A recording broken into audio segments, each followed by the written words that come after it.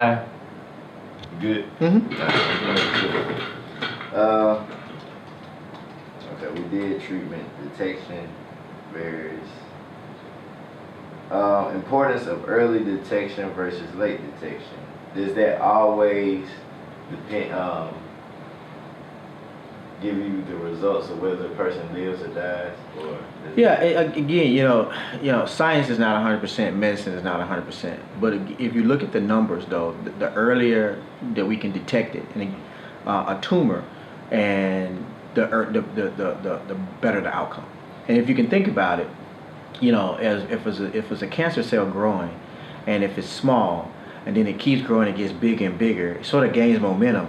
It's hard to stop that momentum. If you got a ball rolling down the hill, if it's already halfway down the hill, it's really hard to stop that ball from rolling unless it was sort of small at the top and picked up speed. So early detection, we do know is directly correlated with better outcomes, right? And that was another part of our study. So we found that utilizing this force marker, we could detect tumors in African American women 6 years earlier, right, than if you didn't use this fourth biomarker. the importance of going to the doctor and what ages should they consistently, and like time, like every 2 months? Sure. So African American women and African American males, the American Cancer Association suggests that around age 40, women should start having mammograms. African American women probably should start a little earlier. All right, just given that there's a higher incidence, particularly of aggressive disease in African American women. However, before that, African American women should also start performing self breast exams at home. All right. So before we go to even to go to the doctor, there are exams again posted on websites like the American Cancer Association or the breastcancerassociation.org, where an African American woman or any woman can go in and learn how to perform a self breast exam at home without going into the doctor. All right. So these are factors that are there and should be performed. Particularly, even a woman should start in the mid-20s. Okay. And while there's a lot of cases in mid-20s, the idea is to become familiar with the area, the tissue of your breast, so that if something abnormal comes, then you notice it immediately. Yeah, there's a change and there's something immediately. But I also will say that in African American women, there are a lot of these triple negative women being diagnosed in their mid to early 30s, which is a very alarming rate. And that's in the 2000s. That's the new trend that's happening. That wasn't present in the 90s. Some of these trends, are also correlated with awareness.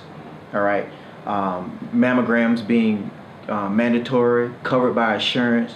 So people being able to listen to broadcasts like this and say, "Hey, I need to do a self breast exam." I go in, we catch it early, and now we can treat it. So some of these increase in incidents, not necessarily to say they weren't there before, but because we're more aware, we have better technology, we're detecting them earlier and at a more increased rate. So this is a new whole generation of the whole breast cancer situation.